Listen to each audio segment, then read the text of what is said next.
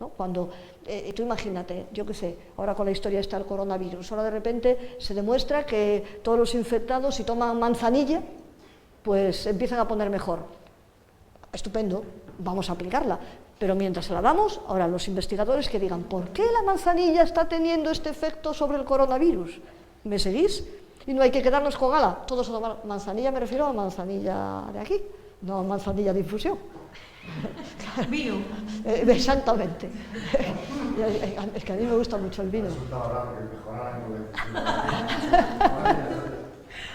Bien, ¿me entiendes? O sea, evidentemente yo tengo que hacer cosas que funcionen, pero luego tiene que haber detrás algo que me pueda explicar. Y mi inquietud como clínica tiene que ser ir a ese algo.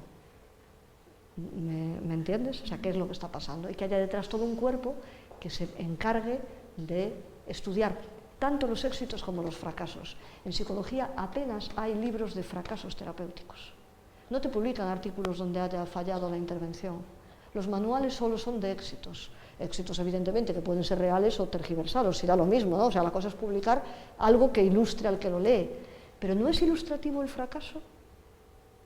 Es interesantísimo. ¿Por qué esto falla? Solo conozco un manual, creo que es de Lambert, y no es precisamente conductual. Es de autores de psicoterapia más clásica. Y sí publicaron en los años 90 un manual de fracasos terapéuticos. Entonces, eso es, hay que reconocerle su valor. ¿Me entendéis? Bueno, modelo dualista muy rápidamente, contradicción, el análisis funcional frente al tratamiento de evitación experiencial o clientes que no se ajustan al ACT, la manualización, ¿no? O sea, aquí está una metáfora, aquí está otra, aquí está otra, aquí está otra, eso está a la orden del día. Defusión cognitiva, debilitar el control, fijaos en la frasecita también, que el pensamiento ejerce sobre nuestra conducta, que el pensamiento no es conducta. ¿Entendéis? El dualismo que está presente en todos los textos de la ACT, presente en todos. Que este siga en nuestra mente. La desesperanza creativa, lo que he hecho hasta ahora no ha servido y tengo que probar algo nuevo, es que esto no es lo que hacemos todos los psicólogos. Es decirle a nuestros clientes, ¿por qué no está funcionando lo que estás haciendo? No hace falta que lo etiquetes. Pero tú estás aquí porque estás mal, y si estás mal quiere decir, estás mal y quieres estar bien. Porque si estás mal y quieres estar mal no vas al psicólogo. Entonces es porque algo no funciona, pero es que eso es descubrir la pólvora mojada. La desliteralización, desmantelar o romper los significados del lenguaje, sus funciones y su relación con emociones y recuerdos de la persona. No es otra cosa que transformar las palabras como signos condicionados a estímulos neutros o contracondicionados. De esto es lo que vamos a ver después del descanso. ¿Preguntas? ¿Dudas? ¿Os está quedando claro? Bien, pues hacemos un descansito.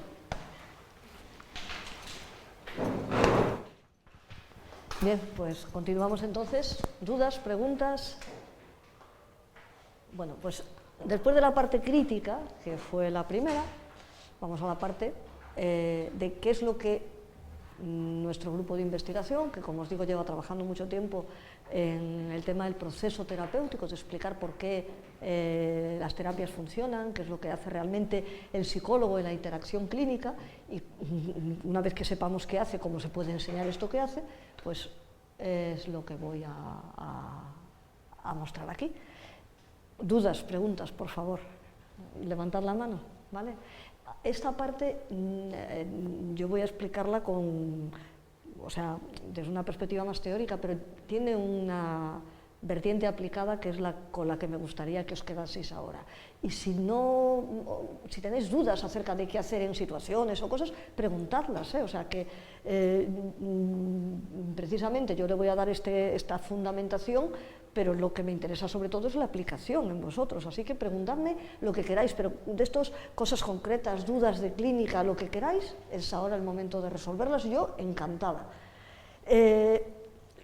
La única manera que antes lo hablábamos en lo que acaba de preguntar José Oliz y también con Miguel, y ya os decía al principio de la clase, o sea, el psicólogo no puede poner en duda las cosas que ocurren, las cosas ocurren. O sea, es absurdo plantearse que la gente no cambia cuando va al psicoanalista, o que la gente no cambia cuando va al médico, o que la gente no cambia cuando va con un amigo.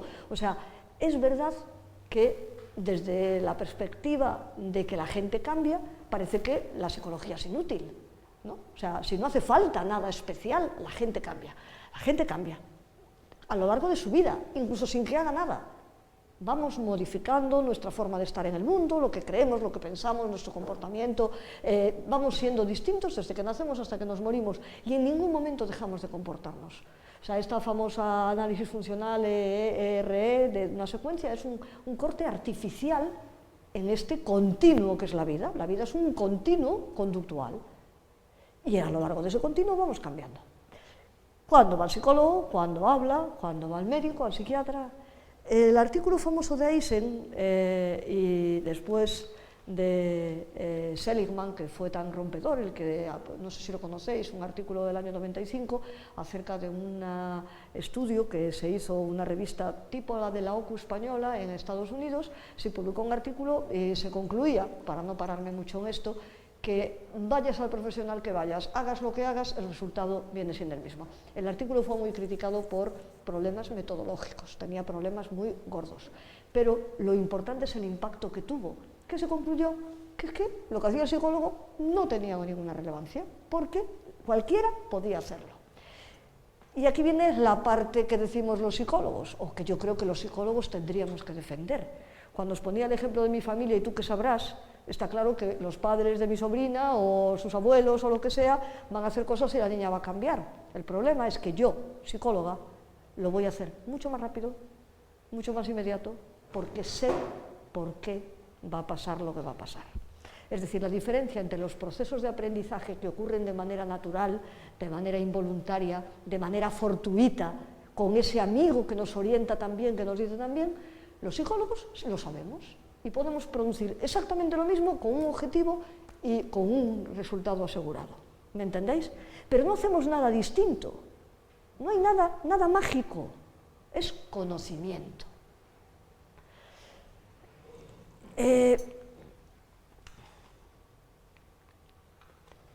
¿Cómo se consigue el cambio? La flechita tenía que estar ahí puesta, ¿vale? Pues ya lo expliqué, no vamos a entrar en esto. A través de esa interacción verbal. Interacción verbal que produce como resultado, como fruto, una relación terapéutica que sirve de elemento de control de la conducta de nuestro cliente. Punto número 1. Punto número 2. A través de la aplicación de técnicas que ponen en marcha los mismos procesos de aprendizaje que se ponen durante la relación terapéutica. Tales procesos de aprendizaje los podemos conocer o no conocer. Podemos saber que están ocurriendo o podemos ignorarlos, pero ocurren. ¿Me entendéis? Ocurren, igual que ocurren cuando hablamos con un amigo, cuando hablamos con un médico, cuando hablamos con un sacerdote, que era una de las cosas que ponían en relevancia este artículo de Seligman. O sea, que produce el mismo efecto, claro. Se ponen en marcha procesos de aprendizaje que diferencian y que nosotros lo sabemos, o al menos debemos saberlo. Y ahí es donde os decía que relación terapéutica y técnicas de tratamiento son dos caras de la misma moneda. Son contextos para poner en marcha secuencias de aprendizaje. ¿De acuerdo? Esto es el tratamiento psicológico. Interacción que da lugar al cambio, y el psicólogo es capaz de explicar ese cambio. ¿Cuáles son los pilares fundamentales de la terapia psicológica? Y fijaos que aquí voy a obviar cualquier referencia a etiqueta, enfoque, modelo. Conductista, conductista radical, análisis aplicado de la conducta, condicionamiento pavloviano, son de los términos que vamos a hablar. Olvidaos de cualquier otra etiqueta, da lo mismo. Técnicas, estrategias de aprendizaje recién salidas de laboratorio y llevadas al campo clínico, análisis experimental, análisis aplicado. No hay otra cosa. Es de lo que tenemos que saber. ¿Comprendido? O sea, ya nos olvidamos de modelos. Todo puede ser analizado y todo debe ser analizado como psicólogos desde esta perspectiva. Sea una intervención psicodinámica, sea una intervención humanista, sea una intervención desde la ACT, sea desde el modelo cognitivo más tradicional que haya, da lo mismo. Nos olvidamos. ¿Me seguís? La terapia psicológica, insisto, lo sepan los psicólogos o no lo sepan, tiene un pilar que la hace, uno de sus pilares que la hace cualitativamente distinta a cualquier otro tipo de interacción sanitaria, clínica, médica, psiquiátrica, lo que sea. Su pilar fundamental es el análisis funcional de la conducta, entender por qué la gente se comporta como se comporta. Antes hablaba con Miguel precisamente de esto. O sea, nadie hace las cosas en contra de lo que quiere hacer. La gente busca como sea adaptarse y estar bien en el mundo en el que vive. Ninguna conducta es patológica. Toda conducta es adaptativa, con buen o mal éxito. O sea, la gente no sufre porque quiere sufrir. La gente está mal buscando la forma de estar bien, intentándolo de la manera que tiene en su mano. Si yo me quedo en la cama porque no quiero estar en contacto con aquello que me produce malestar, no me quedo en la cama porque sea tonto o porque no sepa que tengo que actuar, sino que no soy capaz, no tengo fuerza, no quiero. ¿Me seguís? Estoy intentando estar bien, estoy intentando tener fuerzas. Entonces, tengo que analizar por qué esa persona se comporta como se comporta. Tengo que olvidarme de explicaciones que van de dentro a fuera. Por eso os digo, y ya espero no hacer más referencias, decir se comporta así porque tiene un trastorno de evitación experiencial es una redundancia, es una falsa explicación. ¿Por qué tiene un trastorno de evitación experiencial? ¿Por qué está evitando? Analiza funcionalmente esa conducta. ¿Me seguís? Esa es la clave. ¿Por qué esa persona se comporta? ¿Qué quiere hacer con eso que hace? ¿Entendido? Hace, dice, piensa, siente. Todo elementos de conducta. Distintas morfologías. El segundo, algo, como os digo, que habrá que agradecer la recuperación de este elemento, habrá que agradecer siempre el enfoque contextual. El contexto clínico es donde se da la conducta, no es un sitio donde se habla de la conducta como si la conducta fuese distinta de hablar, se da allí, por tanto puedo intervenir directamente. De repente el psicólogo se convierte en un agente de cambio directo, o sea, no trabaja con un espejismo, trabaja con el problema, sobre esos comportamientos que la persona quiere cambiar. En tercer lugar, no hay ninguna diferencia en cómo se aborda la conducta encubierta y la conducta manifiesta. No hay ninguna diferencia cualitativa. Aquí, evidentemente, hay que hacer referencia al famosísimo artículo de Esteve Freixa, cuando explica que el que una conducta sea observable por un solo observador no cambia la cualidad de la conducta. Es lo mismo que sea por uno o por varios, ¿no? Entonces, la conducta encubierta, idéntica, sigue los mismos principios de aprendizaje, no hay ninguna diferencia. En cuarto lugar, ¿qué hay que hacer para estudiar la interacción terapéutica? Estudiar la conducta predominante en la interacción terapéutica, la conducta verbal. Si es que eso es lo que hacemos, intercambiar, comunicarnos, pues esto es lo que hay que hacer. Y en último lugar, como os decía, el otro gran pilar es que la relación terapéutica es el fruto, el producto de esta interacción y es lo que permite que ocurran los procesos de aprendizaje. Os decía antes, cuando un cliente viene, antes os contaba lo de me he acordado de ti y, o cuando nos dice, después de una semana, estaba deseando que llegase hoy para contarte y nos cuenta algo. Y nosotros le decimos, muy bien. O sea, de repente esa persona considera que nuestra verbalización, lo que nosotros decimos sobre lo que hace, tiene valor. ¿Me entendéis? Que no ocurre ni en la primera ni en la segunda sesión, no penséis que esto es mágico, pero de repente nosotros somos un elemento poderosísimo de reforzamiento. ¿Cómo hemos llegado hasta ahí? ¿Cómo nos hemos convertido en eso? Lo vamos a ver hacia el final de la clase. Pero primero es lo que quiero que entendáis. O sea, se ocurren determinados fenómenos a través de esta interacción que permite que lo que nosotros hagamos, que lo que nosotros decimos, tenga un valor.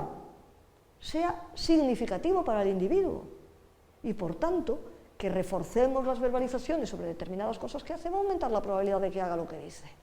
¿Me seguís? El famoso trabalenguas de reforzar lo que se dice aumenta la probabilidad de hacer. Pero ya no solo reforzarse, sino que nosotros podamos reforzarlo. O sea, que nuestras verbalizaciones sean reforzantes. ¿Me seguís? ¿Hasta aquí está? Estos son los pilares, los 5 pilares de, la de un estudio científico de la intervención clínica.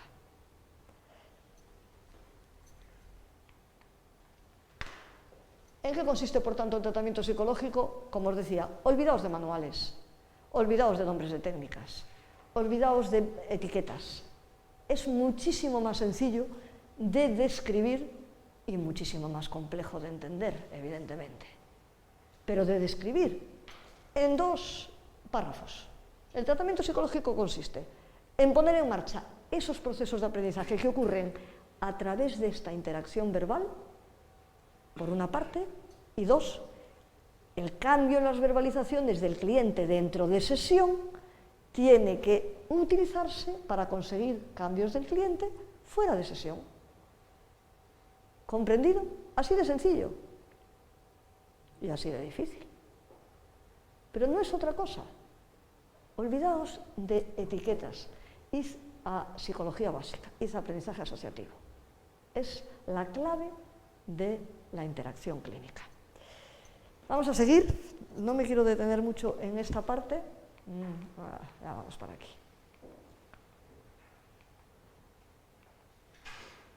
Bien, ¿por qué le damos tanta importancia al lenguaje?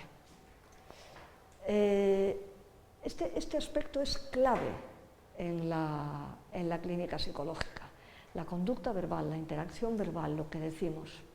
El lenguaje es mucho más allá, es mucho más que un vehículo de comunicación.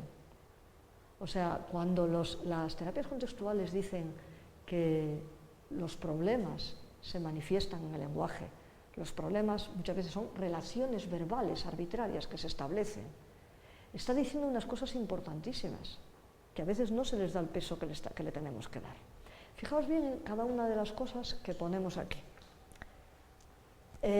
Una de las grandes discusiones que hubo también en psicología y una de las críticas que se hizo al conductismo, al enfoque conductual, el conductismo como dicen los que no saben lo que dicen, es que la terapia conductual no tenía en cuenta el pasado, solo el presente. Esto es gravísimo, por falso y por incorrecto en su formulación. Yo quiero que me entendáis. Puesto que la conducta no tiene materia, sino que se produce, todo es presente. ¿Me estáis siguiendo? O sea, cuando yo estoy haciendo, pensando, interactuando, estoy haciéndolo en el presente. Pero este presente puede estar hecho de descripciones de hechos pasados o de descripciones de acontecimientos futuros. Es irrelevante. Precisamente el lenguaje es lo que hace que pasado, presente y futuro sean tiempos verbales, pero no sean realidades psicológicas. Cuando yo sufro por algo que me pasó en el pasado, sufro en el presente. Da lo mismo que mi descripción sea pasada. Y cuando sufro por algo que yo creo que va a ocurrir, sufro en el presente, no estoy sufriendo en el futuro. El lenguaje anula el pasado, presente o futuro de los hechos y los hace todos presentes. Entonces es imposible entender la conducta sin entender el pasado, el presente y el futuro. Es absurdo. ¿Qué es lo que dicen los modelos que critican el enfoque conductual cuando dicen que no tienen en cuenta el pasado? Lo que están diciendo es que si el pasado no es funcional para el individuo, de nada vale hacerle traer al presente hechos pasados a los que se les dota artificialmente de funcionalidad por un efecto perverso de la acción terapéutica. ¿Me estáis siguiendo? El psicoanálisis a veces hace mucho daño. Os voy a explicar la teoría a partir de un ejemplo. Durante varios años, Sabéis que los problemas psicológicos van como por oleadas, por modas, ¿no? Ahí tienen que ver mucho los medios de comunicación. De repente la consulta se llena de personas anoréxicas, luego de personas con acoso escolar, luego de personas con problemas obsesivo-compulsivos, y tenemos tantas. Yo estoy deseando de que llegue la oleada de TOC otra vez, porque es lo más divertido de tratar en la clínica. A mí me encantan, pero no vienen. Entonces, no sé si va a haber un articulito que salga en El País y ya todo el mundo empieza a tener TOC y todos los padres se ponen histéricos y traen a sus hijos con TOC. Pero no, ahora fue durante muchos años, fue un tema absolutamente complicado, doloroso y difícil, que es el abuso de menores, sobre todo por parte de la familia. La gente llegó a reconstruir su pasado y cosas absolutamente inocuas, mi padre que me bañaba, que tal, y llegó, precisamente por efecto de esto, y muchas veces por ir a una terapia donde te obligaban a reconstruir verbalmente cosas del pasado y a llegar a recordar cosas que nunca recuerdas, pero tú las estableces verbalmente y sientes la emoción como si estuviesen ocurriendo. ¿Me estáis entendiendo ahora? O sea, el problema de obligarte a reconstruir el pasado no es otra cosa que obligarte a verbalizar una serie de elementos a los que dotas de contenido emocional, cosas que nunca ocurrieron, ahora las empiezas a sentir como si ocurrieron. No os podéis imaginar la cantidad de casos que tuve de personas que venían absolutamente traumatizadas, porque es que yo ahora recuerdo que cuando mi padre hacía, déjate de estupideces. ¿Me entendéis lo que quiero decir? Cuando dicen el enfoque conductual no tiene en cuenta el pasado, lo que quiere decir es que si el pasado haya ocurrido lo que haya ocurrido, no tiene valor funcional en el presente, no es un contenido que tenga que ser abordado desde la psicología. Otra cosa es como un delito, como lo que sea. No todo el mundo que tiene una experiencia traumática tiene un trauma. Antes contaba, lo voy a contar además que queda en público. Mi marido va a hacer un año que se estrelló en una avioneta. Está vivo, coleando, estupendo, debe estar ahora de paseo por Medina Zahara. No está nada traumado, lo primero que hizo fue subirse en avión, no en avioneta, eso se lo prohíbo yo, pero sí en avión. ¿Me entendéis? Y yo creo que estrellarse en una avioneta debe ser una cosa, vamos, yo no se la deseo a nadie. No todas las experiencias traumáticas tienen un trauma, pero yo puedo hacer que tú te sientas horriblemente mal recordando algo simplemente por el hecho de relacionarlo verbalmente. ¿Me estáis entendiendo?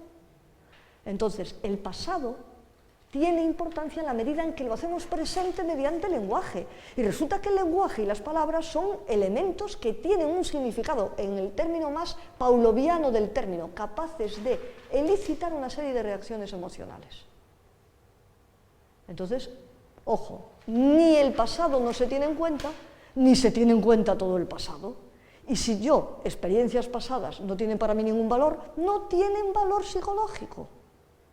No tengo que sacarlo de dentro, porque dentro no hay nada.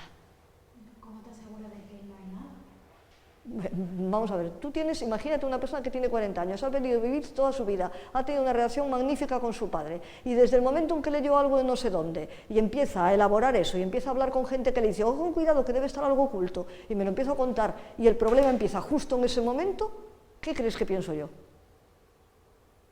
Que supongo que el problema ha salido ahora mismo, pero que realmente... ¿Ha salido de dónde? No, claro, o sea, estaba ahí, pero... Claro, ¿Dónde estaba? yo qué sé, ¿dónde estaba? Por eso que a lo mejor estaba ahí, que por no querer pensar en eso, no querer sufrirlo, lo ha... Eso es lo que te diría un psicoanalista. Yo preguntaría, ¿tú has estado con tu padre? ¿Has estado bien durante estos 40 años? ¿Comías con él, cenabas con él, te ibas a pasear? ¿Sí? ¿Y ahora empiezas a tener un problema? Es que ha estado en algún sitio, que mi pregunta siempre es, ¿en dónde? ¿No? Porque hablamos de esa manera metafórica y no nos podemos permitir el lujo de hablar de manera metafórica. ¿De dónde lo sacas? O sea, pongámonos serios con ese tema. Está muy de moda el tema de la mochila, ¿no?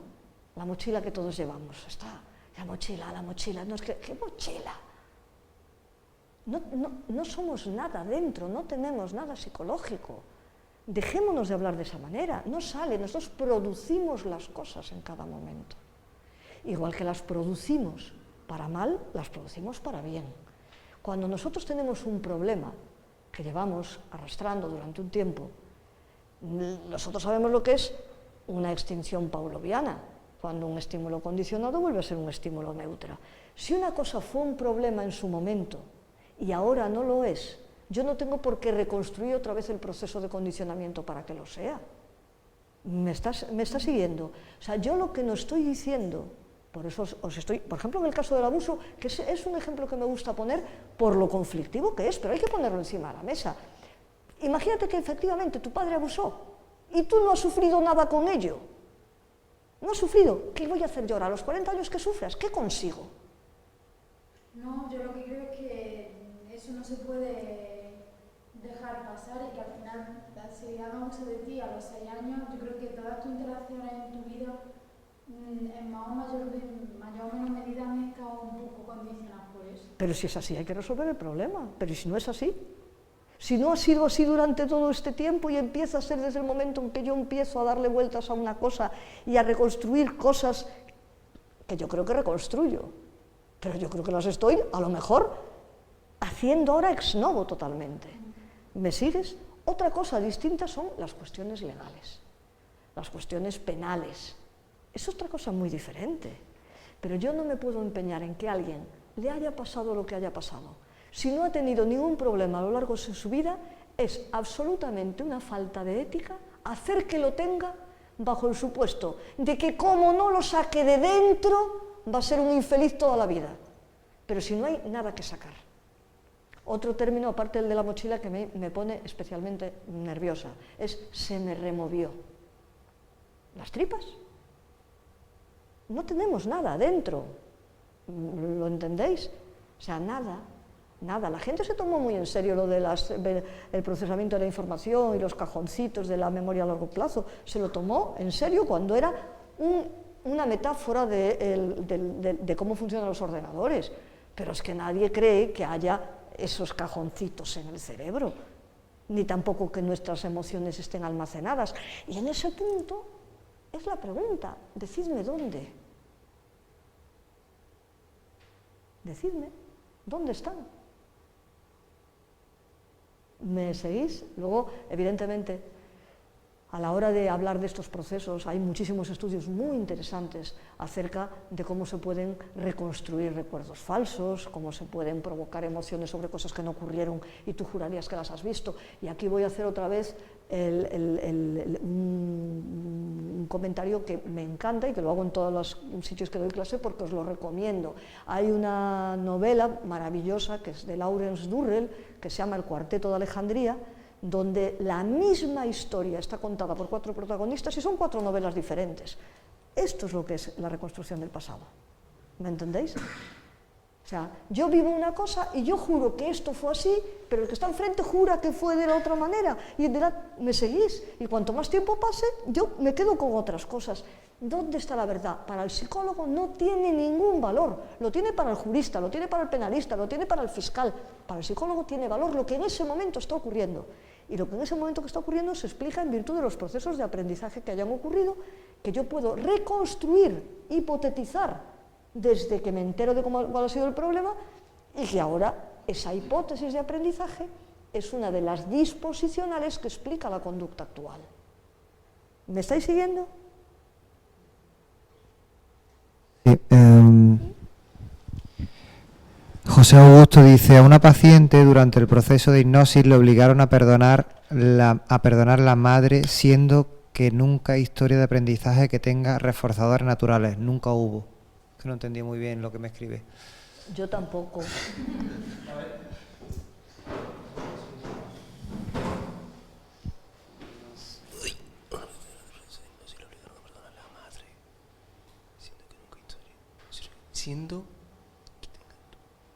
A perdonar a la madre, siendo que nunca hubo reforzadores naturales. No lo sé. Vamos a pedirle que dé más detalles. Vale, luego está Lucía Dodero y aprovecha. Va. Dice, hay casos que por hipnosis una paciente presenta recuerdos nuevos de sus padres abusando de ella en la infancia y ella los demanda. Termina probándose que nunca pasó y que la memoria crea constantemente cosas nuevas. No estaba oculto en una cajita, pues claro. ¿No? Sí, vamos a ver, entendedme bien. El problema no está en plantearse si pasó o no pasó. Ese no es el problema. El problema está en plantearse qué efecto actual tiene una conducta pasada para el psicólogo, inventada o no inventada. ¿Me seguís? Que no es lo mismo que para un abogado o un juez, ¿me entendéis? Lo que comenta esta persona, que entiendo de la hipnosis, yo no sé nada de hipnosis, o sea, lo poco que sé es a través de un compañero mío que da clases también en nuestro máster en ITEMA, y que es un extraordinario hipnotizador, y él habla de la hipnosis como un proceso de relajación profunda donde el córtex deja de tener control sobre determinadas respuestas. Lo explica en unos términos de lo más formales, científicos, biológicos incluso. O sea, la hipnosis no te trae nada del pasado, la hipnosis lo que hace es que, otra vez, determinados estímulos tienen cierta función. Os voy a comentar relacionado con esto algo que venía hablando precisamente esta mañana, en el tren, camino para aquí. Yo no sé si nunca os ha ocurrido, hablando del efecto de estas cosas, de ir por la calle y ir con otra persona, y en ese momento acordaos de algo, y esa persona en ese momento verbaliza ese algo que vosotros os estáis acordando. Y dices, joder, es que me estaba pensando en este momento, ¿no? Bueno, pues ya sabéis que a mí me encanta darle vueltas a las cosas y siempre buscar relación. Entonces siempre digo, ¿qué ha ocurrido? Y hoy nos ocurrió una cosa, y es que vi a una persona que era idéntico, se parecía mucho a un amigo mío, y al lado iba otra persona que teníamos un amigo común, y yo pensé, hace tiempo que no llamo a este, lo quiero invitar a comer. Y el que venía conmigo dice, oye, hace tiempo que no hablamos, que no tal. Y digo, ¿por qué me dices eso? Dice, no lo sé, me acabo de acordar. Digo, ¿tú no te has fijado que este chico que pasó es idéntico a este otro? Es decir, estímulos a los cuales no percibimos, no procesamos, tienen un efecto evocador sobre nosotros. ¿Nunca habéis jugado, entre comillas, a esto de llegas a un sitio y dices, ¡ay, qué iba a hacer! Volvéis al sitio donde estabais, repetís las acciones y os acordáis inmediatamente. Hay estímulos del contexto que son capaces de elicitar determinadas respuestas sin que nosotros seamos conscientes en el sentido de que no las explicitemos verbalmente la relación, pero sin embargo tienen ese efecto. ¿Me estáis siguiendo? Pues todo eso explica la conducta humana, no me hace falta ir a mecanismos internos, cosas del pasado, regresiones, experiencias ocultas, nada de esto, son las cosas que están ocurriendo en el presente. Los estímulos del contexto tienen funciones, las palabras tienen funciones y hay que analizar así el comportamiento. Y cuando hablamos ya de conducta verbal, como hablamos en la terapia psicológica, entonces estamos hablando de cómo hacer todo eso a través del lenguaje. ¿Me estáis siguiendo? Del abuso. En este momento algo le está pasando a esa persona. Es decir, puede ser que durante su vida eso no le haya afectado, porque no, y que ahora, por lo que sea, se dé cuenta. Vale, no le ha afectado a lo largo de su vida, pero a lo mejor en este momento el hecho de pensar que eso le ha podido pasar a ella, eso sí se trabaja, ¿no? Hombre, claro, pero yo trabajo eso en el presente. No intento resolver si hubo o no hubo abuso, sino que ahora resulta que algo que ocurrió, que no ocurrió. Si es que me da lo mismo, es lo que os digo. Si ahora produce un problema, yo trato el problema.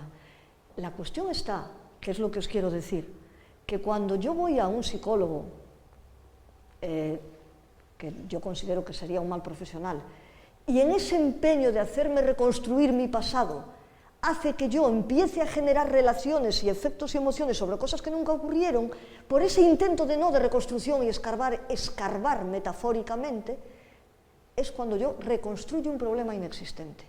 Esto es lo que estoy poniendo, criticando, pero además duramente, ¿eh? O sea, me parece una falta de ética absoluta.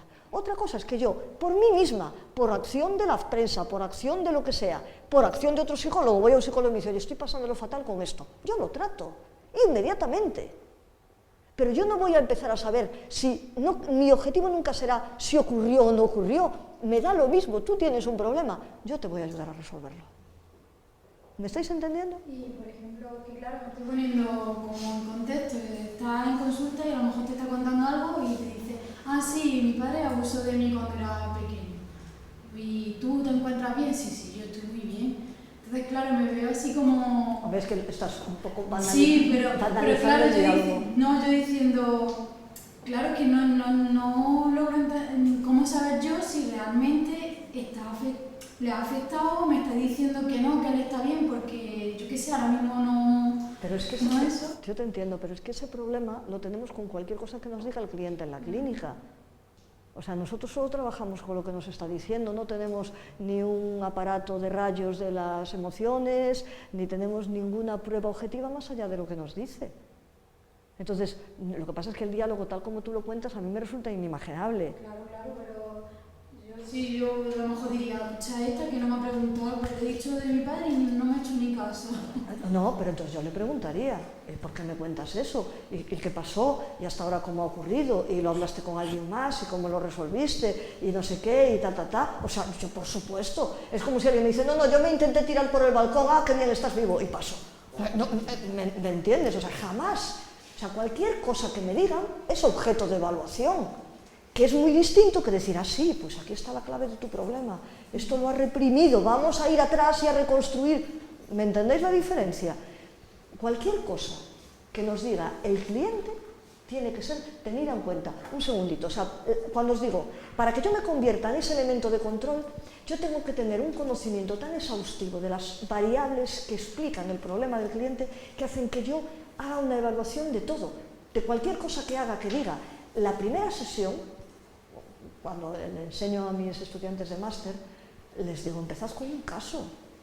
No pongáis muchas primeras sesiones un día, porque tienes que estar alerta a todo, tienes que recuperar toda la información, a lo que dice, a cómo lo dice, a los gestos, porque además no tienes ningún poder de control. O sea, tú no sabes quién es la persona que tienes delante, no sabes nada. Entonces, con el tiempo ya te vas relajando, ya vas conociendo las claves, ya te permites alguna bromita, ya sabes por dónde va, qué palabras usar, qué no usar, ¿me entendéis? Pero al principio a todo le prestas, a todo.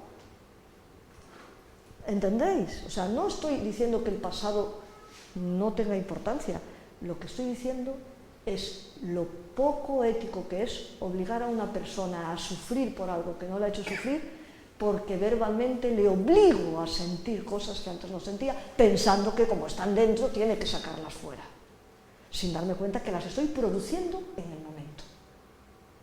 ¿Me entendéis? Dime. Sí. Bueno, no, nada. O sea, es que se ha desactivado el chat y he perdido el mensaje. Vale. Si vuelvo, bueno, te si lo digo. Me lo dices. Sí, mirad, yo sé que puedo poner otro ejemplo que sea menos doloroso que el del abuso, pero a mí me gusta que os enfrentéis a las cosas, o sea, que no tenemos que tener miedo de nada. Yo he tenido muchísimos casos, muchísimos afortunadamente lo poco frecuentes que son, de personas que han tenido abusos en la infancia y que dicen, mira, a mí no me cuentes historias, a mí no me dejaron ningún trauma. Lo pasé muy mal, ahora tengo unas relaciones sexuales absolutamente placenteras con mi pareja, no he tenido ningún problema, no me cuentes solo la historia de que esto es no sé qué. Me ha ocurrido y me ha encantado oír eso. Una chica que había sido violada y dice que no tengo ningún problema, fue horrible, una experiencia horrible, me costó asumirlo, pero ya estoy aquí. ¿Me entendéis? O sea, no tengo... ¿Cómo que? ¿Tú estás reprimiendo algo? No, por Dios. O sea, eso sí que me hierve la sangre. Me parece injusto. ¿Me entendéis? Exactamente igual que me parecería decir, no tiene importancia, es del pasado, vamos a centrarnos en el presente. Por Dios, ¿me estás tomando el pelo? ¿Me seguís las dos cosas? Bien. Por tanto, no importa, sí tenemos en cuenta el pasado mientras tenga función en el presente, pero si no la tiene, nada. Y tenemos en cuenta el futuro aunque no haya ocurrido. Y como también me encanta decir, la mayoría de nosotros cuando sufrimos por cosas que pensamos que van a venir. Nos ponemos histéricos pensando en las cosas, nos agobiamos, nos angustiamos, tememos. No está ocurriendo. Y sin embargo sufrimos como si ocurriesen. Pues eso es lo importante. El presente, ya sea en tiempo verbal, pasado, presente o futuro. ¿Vale? Y la historia de aprendizaje en la medida que tiene función en el presente. Si no la tiene, pues genial. El lenguaje presente, el presente, me estoy enrollando demasiado con esto, y las relaciones verbales son presente, aunque hablen de hechos pasados, aunque hablen de hechos futuros. Eso es lo que quiero que tengáis muy en cuenta. ¿Entendido? el tiempo real, el tiempo cronológico, no es tiempo psicológico. El tiempo psicológico es presente siempre.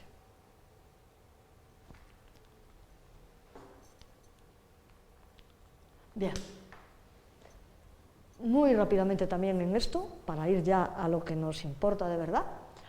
El lenguaje, conducta clínicamente relevante, por supuesto. Primero, es una muestra del problema. A través del lenguaje nos dan una muestra de cómo ocurre la vida de la persona. Es el problema, un trozo del problema traído a la clínica. Segundo, es una herramienta para el cambio. Durante muchos años, precisamente, uno de los problemas que tenían las técnicas que se estudiaban en los manuales es que no se aplicaban en terapia, se instruía para que se aplicasen fuera. Es decir, el psicólogo le decía al cliente lo que tenía que hacer, el cliente lo hacía. ¿Me seguís? Entonces, la terapia al final era un instruir, un dar tal. Pero resulta que se instruía sin tener conocimiento de cómo hacer que esas instrucciones se cumpliesen, de cómo utilizar el lenguaje para conseguir el cambio. Y entonces, evidentemente, la terapia se iba debilitando, iba perdiendo fortaleza. ¿Me estáis siguiendo? Desde el momento en que vale que se instruya, vale que todo es hablar, pero resulta que mientras yo instruyo y hablo, estoy haciendo cambios directos en mi cliente. Es más, cuando yo quiero que haga algo, sé que si refuerzo lo que dice que va a hacer, aumento la probabilidad de que lo haga. Voy a dedicarle tiempo a eso, a hablar de lo que va a hacer, que es otra de las cosas que también hacemos en terapia. En nuestro estudio del proceso terapéutico, que ahora os explicaré de una manera más sistematizada, nos encontrábamos con que parte de la interacción clínica eran las funciones de la conducta verbal, que lo vamos a ver después, pero luego ya hacia las últimas sesiones, sobre todo, nos dábamos cuenta de que el psicólogo aparentemente perdía el tiempo. Hablaba de cosas que no tenían nada que ver. Entonces nos planteábamos, pues, que está llenando la hora para cobrarle al final la hora y... ¿De qué habla de esto? En absoluto. En general, los psicólogos a los que analizamos son psicólogos muy bien formados que se dejan grabar, yo entre otros. Que me dejo grabar, quiero decir, no que sea bien formada, que también espero, pero que analizamos la interacción y no tomamos el pelo a los clientes.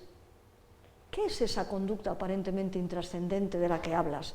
Pues analizando lo que ocurre en esa intrascendencia nos damos cuenta de lo que una de las cosas que hace el psicólogo ya hacia las últimas sesiones de terapia, cuando quiere generar esta independencia del terapeuta, esta habilidad para resolver las cosas por sí mismo, etc., es evocar y elicitar en sesión conductas y emociones que se van a dar fuera de la clínica para producir mucho más fácil esta generalización.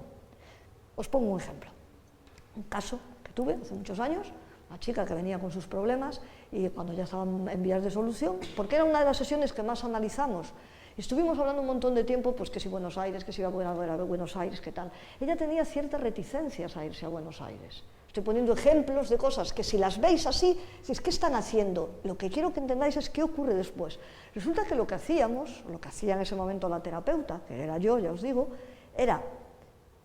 Y todas estas cosas las vimos después, estoy hablando hace mucho tiempo cuando empezamos a estudiar el proceso.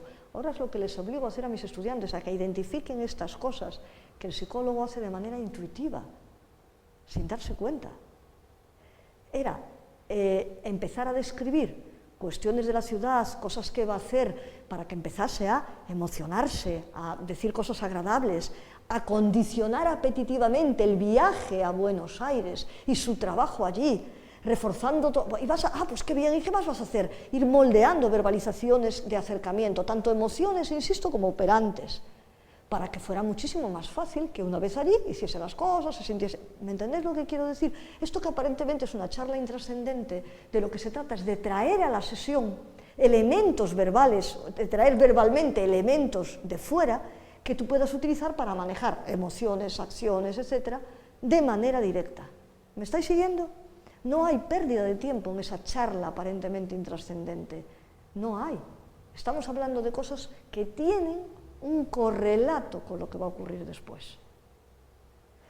Vuelvo a lo mismo. ¿Cuándo hacemos todo eso? Cuando ya conocemos al cliente, cuando ya podemos controlar funcionalmente su conducta, cuando sabemos por qué y para qué se estaba comportando como se comportaba y cómo queremos que se comporte ahora.